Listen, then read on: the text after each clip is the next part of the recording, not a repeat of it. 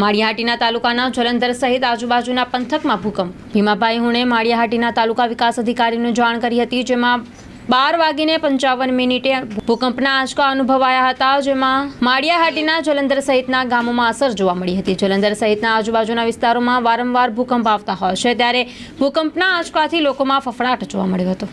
મારું નામ ભીમાભાઈ મોળુભાઈ, ગામ જલંધર।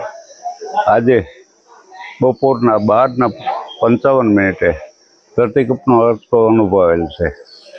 આજુબાજુમાં ક્યાંય ખેતર વિસ્તારમાં બધે અનુભવાયેલો છે। તાલુકા વિકાસ અધિકારી માળિયાને જાણ કરેલ છે। વહેલી તકે તંત્ર કેન્દ્ર બિંદુ શોધી અવારનવાર આવા આંચકા આવતા રહે છે।